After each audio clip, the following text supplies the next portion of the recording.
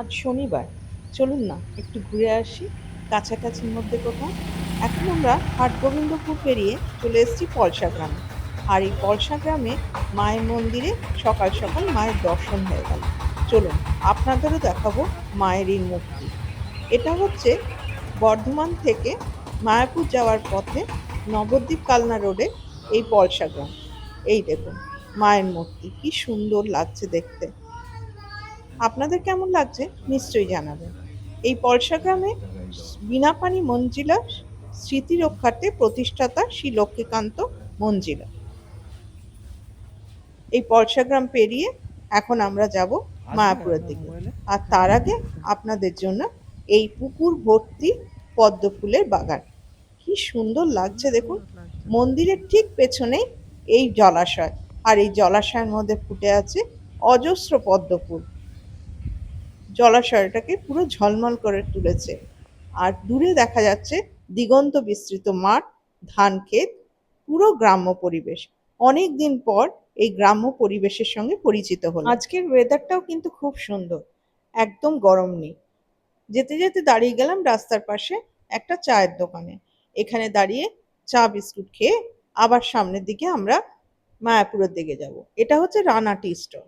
এই রানা টি স্টলে বিভিন্ন ধরনের বিস্কুট, কেক এসব পাওয়া যাচ্ছে। এই দেখুন এখানে সুন্দরভাবে জারে সাজানো রয়েছে।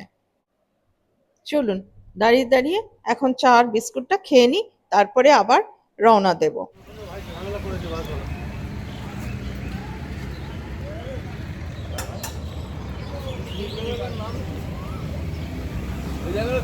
সাঁতরাগাছিয়া, সাতগাছিয়া, সাতগাছিয়া।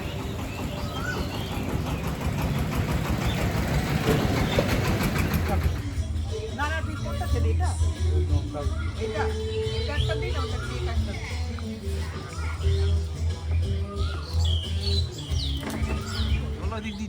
পূর্ব বর্ধমানের কালনায় অবস্থিত ঐতিহাসিক ১০৮ শিব মন্দির, যা নব কৈলাস নামেও পরিচিত। ১৮০৯ সালে বর্ধমানের মহারাজা তেজচন্দ্র বাহাদুর নির্মাণ করেছিলেন এই মন্দির।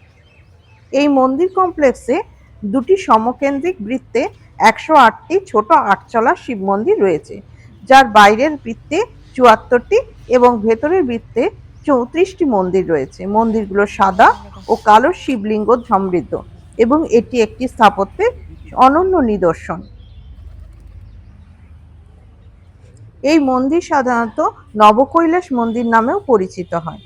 শোনা যায় মহারাজা তেজচন্দ্রের মা বিষ্ণুকুমারীর ইচ্ছায় এই মন্দির নির্মিত হয় এবং কথিত আছে যে স্বপ্নাদেশ পেয়ে মহারাজা এই মন্দির নির্মাণ করেছিলেন।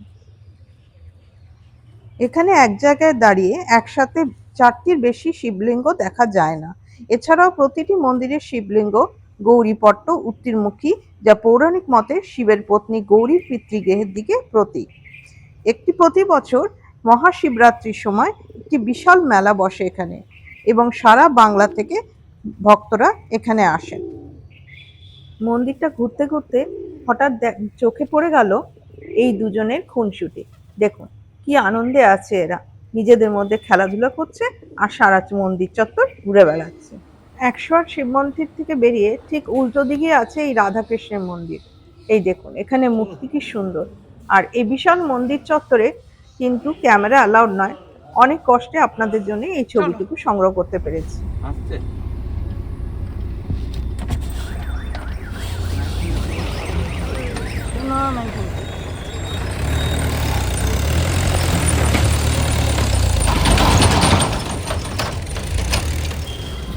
গঙ্গার উপর অবস্থিত গৌরাঙ্গ সেতু পেরিয়ে আমরা এগিয়ে চললাম মায়াপুরের দিকে। আর এই গৌরাঙ্গ সেতু থেকে মায়াপুরের মন্দির দেখা যায়, কিন্তু আমার ক্যামেরা লেন্সে তা বন্দি করা সম্ভব হলো না, তাই আপনাদের এখান থেকে দেখাতে পারলাম না। আমরা প্রায় পৌঁছে গেছি মায়াপুরে। চলুন এগিয়ে যাই মায়াপুরের মন্দিরের দিকে।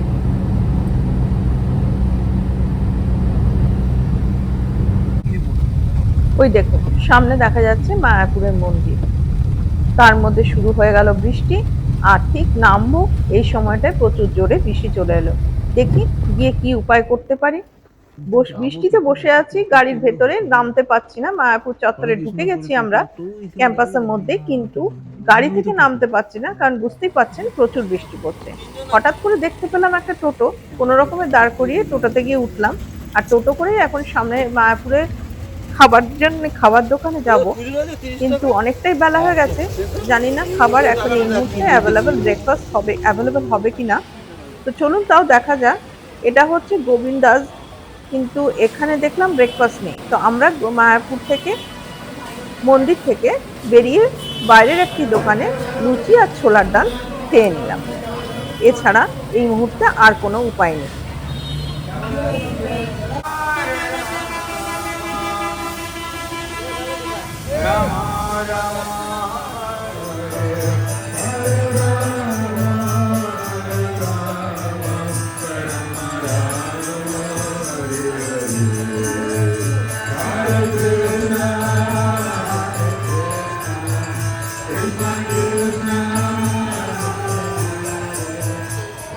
মায়াপুরের নতুন মন্দিরে এখনো কাজ চলছে।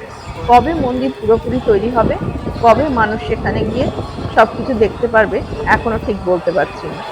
তো চলুন, আমরা এখন বৃষ্টিটা কিছুটা থেমেছে, তো আমরা বৃষ্টির মধ্যে একটু ঘুরে ঘুরে দেখছি।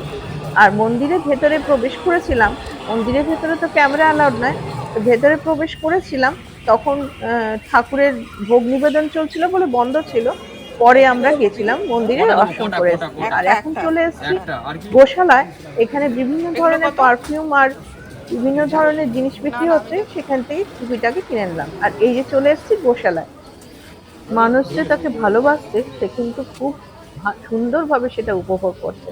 কি সুন্দর চুপ করে মাথা বার করে বসে আছে দেখুন।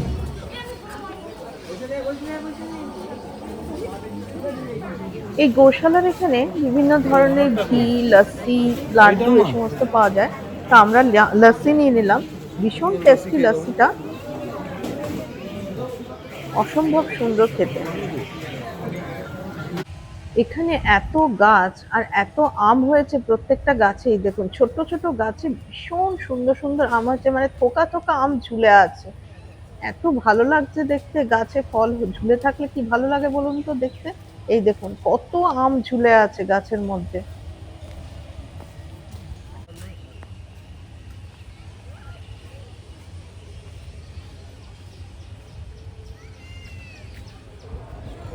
এই গাছটায় আবার জামরুল ভর্তি, থোকা থোকা জামরুল প্রত্যেকটা ডালে ভর্তি হয়ে আছে। এই দেখুন, এগুলো মনে হয় লাল জামরুল, মানে পুরোটা বড় হলে জামরুলটা মনে হয় লাল হয়ে যাবে। আপনারা লাল জামরুল কতজন দেখেছেন নিশ্চয়ই জানাবেন। এই গাছটাতেও আবার প্রচুর আম হয়েছে। মানে মায়াপুর পরিবেশটা এত সুন্দর, শুধু চুপ করে ওখানে বসে থাকলেই ভালো লাগে। ঘন্টার পর ঘন্টা বসে থাকলে এমনি সময় কেটে যাবে। তাহলে আজকের মায়াপুর মন্দিরকে বিদায় দিয়ে এবার আমরা বেরিয়ে পড়ব। তো চলুন, বাড়ি ফেরার পথে চলে এলাম কৃষ্ণনগরের ঘূর্ণিতে।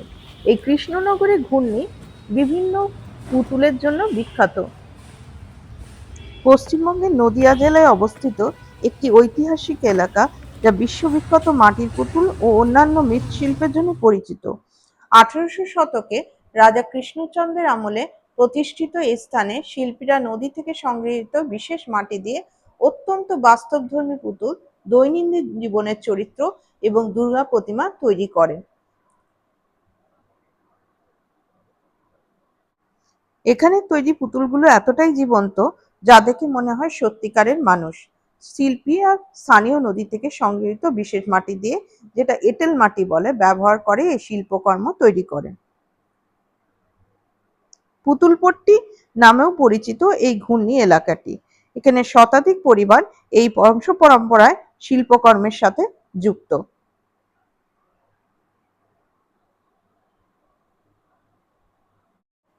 চলুন আপনাদের দেখাই আমি কি কিনলাম। এই দেখুন, এই 3 মূর্তিকে আমি নিয়েছি। আর এইখানে শিব দুর্গার মূর্তিটা দেখুন, কি অসাধারণ বানিয়েছে, যা তৈরি এটা সত্যি বলতে হবে অসাধারণ হাতের কাজ। কোনটা ছেড়ে কোনটা নেব, যেটাই দেখছি সেটাই মনে হচ্ছে নিয়ে নেব।